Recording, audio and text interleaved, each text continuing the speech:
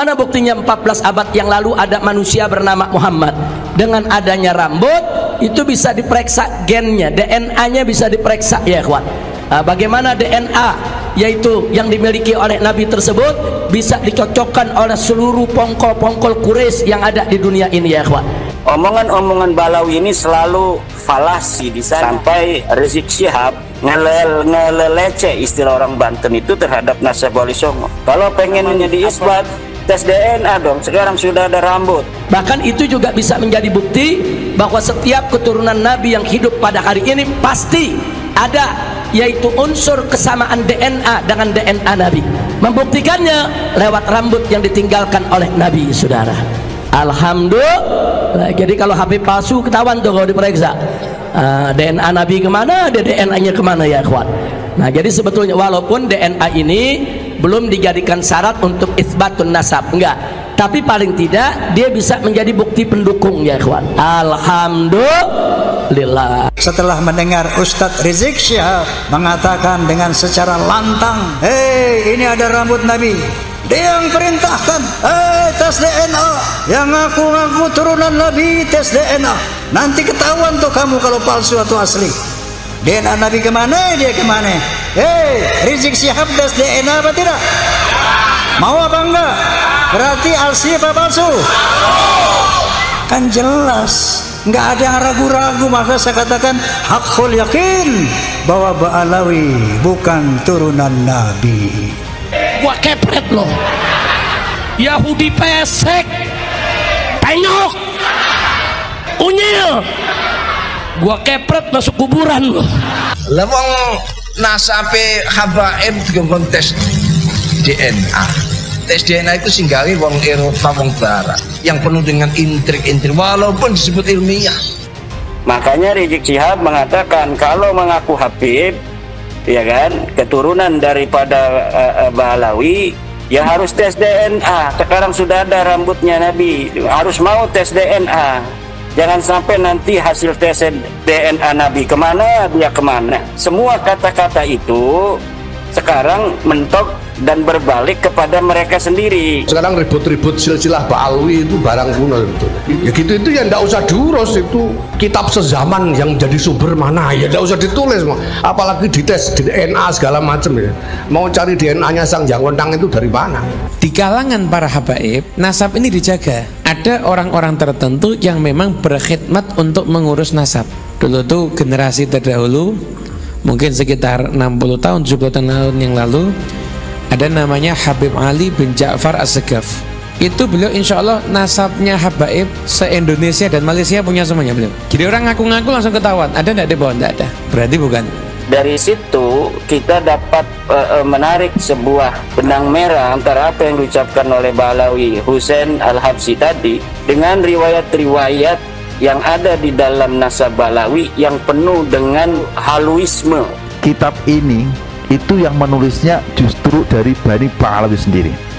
Siapa yang menulisnya? Itu adalah Muhammad Ali bin Al-Wikhid yang wafat tahun 960 Hijriah. Ditulis oleh keluarganya sendiri, mengaku sebagai dzurriyyah Nabi sendiri, tapi cerita dalam kitabnya tidak ada satupun yang bisa diterima oleh akal sehat. Mari kita ikut saja, gak usah nyari catatan. Tidak peduli apakah ini berkaitan dengan sesuatu yang masuk akal buat kita atau tidak. Yang penting jangan sampai nantang kualat. Saya dengar begini, saya dengar begitu, berita khurafat dan sebagainya.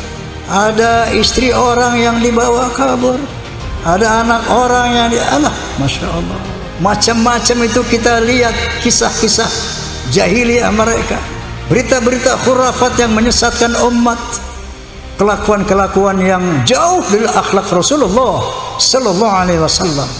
Bang Haji Roma ini kurang teliti, saudara. Percaya satu info disebarluaskan dengan sumpah kepada Allah. Demi Allah, saya ditelepon dengan orang yang mengaku dari Robitoh Alawiyah menawarkan saya nasab. Hari ini saya hakul yakin Ba'alawi bukan turunan Nabi. Jadi saya meyakini Ba'alawi bukan turunan Nabi menggunakan akal pertama. ayat kauniyahnya tesis keimat yang sampai detik ini tidak bisa dibantah oleh kaum Ba'alawi. Ayat kauniyahnya apa? Tes DNA. Habib itu istilah penghormatan dan pejuang-pejuang yang sangat punya jasa besar di Indonesia. Kiai Indonesia, Kiai Soleh Darat, Kiai, ini semua itu bersentuhan dengan para familytreedna.com. Nanti akan keluar tuh 180 Ba'alawi di Yaman yang sebagian dari Indonesia itu telah terkonfirmasi bahwa haplogrup mereka adalah G. Apa itu haplogrup G? G adalah Yahudi Hazar, Yahudi Askenazi. Ba'alawi ternyata haplogrupnya G. Sementara haplogrup Nabi J1. Seluruh habaib harus jelas nasabnya. Nah, jadi kalau untuk Indonesia ini pencatatan yang resmi itu adanya di Robitoh Alawiyah. Ada pengakuan Robitoh Alawiyah, kami akui, nggak ada, kami nggak akui. Peluru-peluru yang mereka dulu itu tujukan kepada Wali Songo dan masyarakat pribumi terkait nasab mereka dan nasab Wali Songo, itu hari ini semuanya mengarah peluru itu kepada mereka.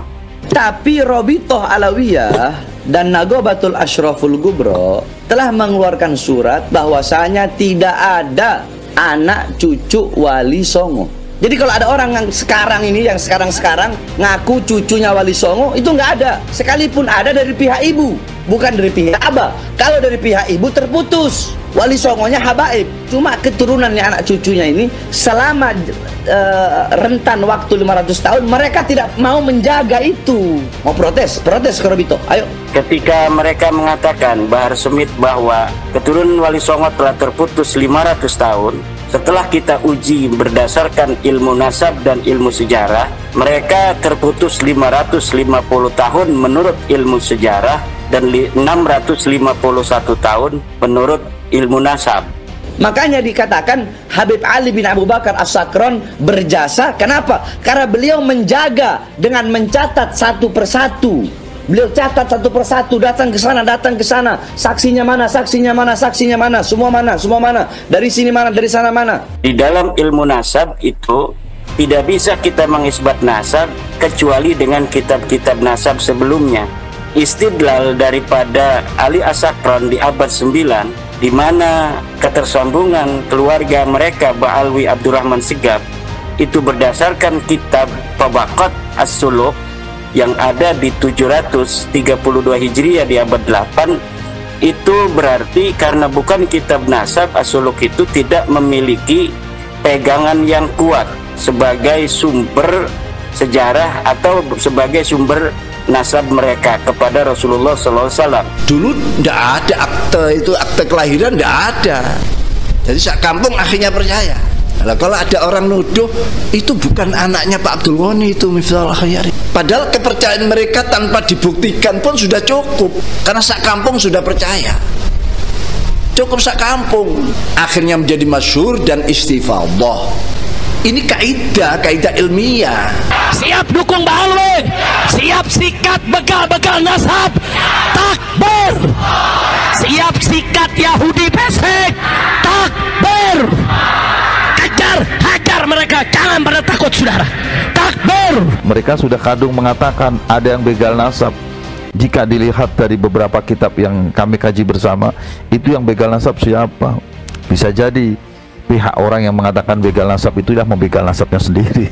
Siap sweeping mereka, siap hantam mereka, siap kejar mereka, siap hajar mereka.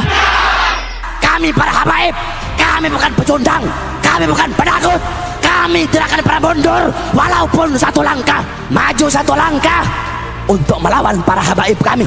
Maka kami umat Islam, kami para santri maju 1000 langkah untuk melawan kalian. Allahu Akbar. Ada yang bikin kuburan-kuburan palsu, kuburan-kuburan Habib.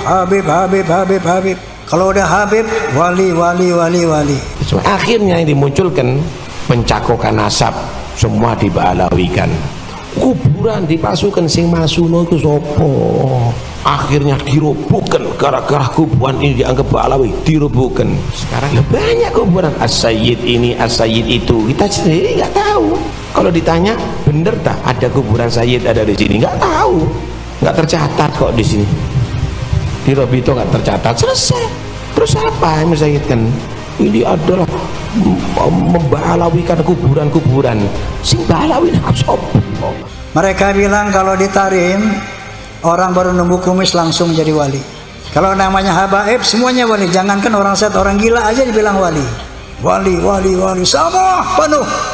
Di Jawa Kalimantan kuburan-kuburan palsu. Tujuannya apa?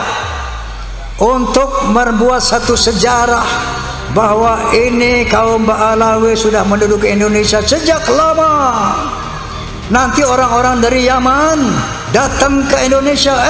Indonesia itu tempat leluhur kita. Lihat kuburan-kuburan leluhur kita di mana-mana. Bahkan sampai kita katakan, Ji, ana nih sayang sama ente, sayang. Dan habaib ini banyak cinta sama antum. Hati-hati, jangan sampai antum terjebak dengan gerakannya para begal nasab. Kita sampaikan, kalau kapan kita mau ketemu, ayo, ane jelasin. Ente mau kitab apa, kita jelasin. Ente sahabat ana, mau makan siang bareng, ayo.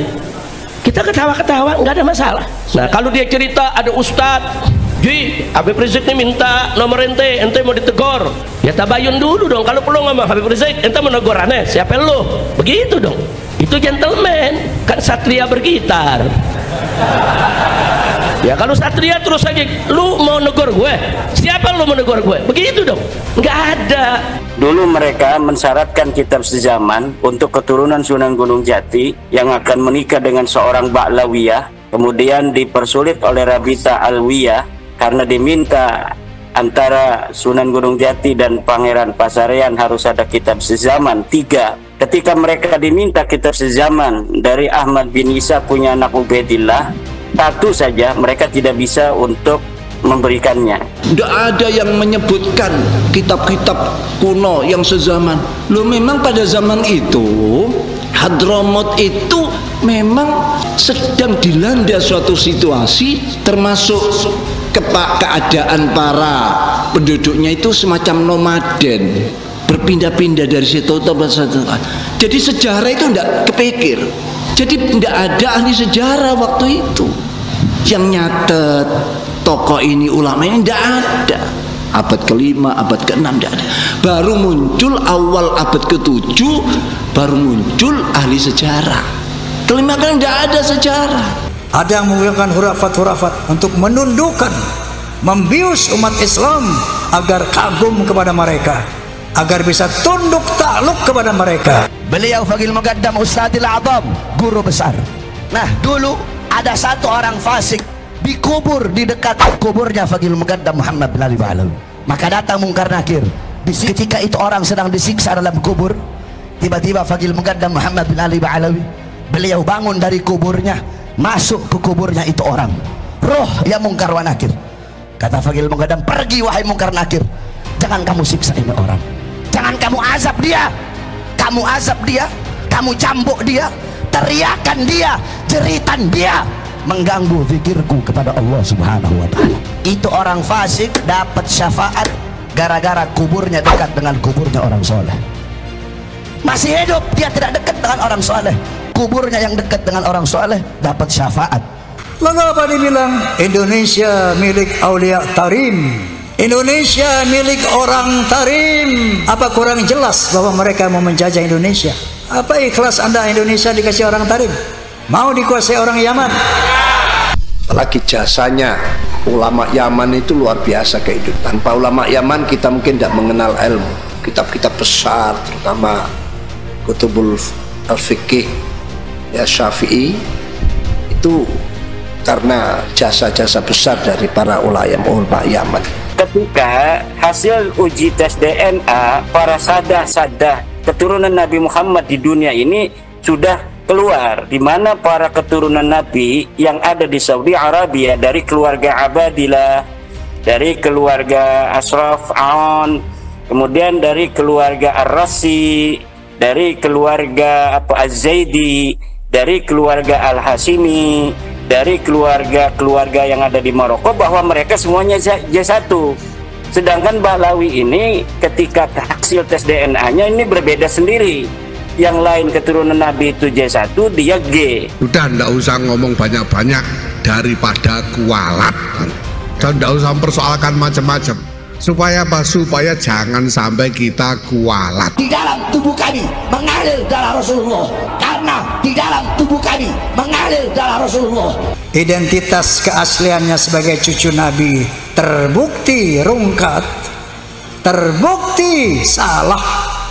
Mereka bukan turunan Nabi, dan ternyata ada gerakan-gerakan yang sistematis untuk menguasai Indonesia.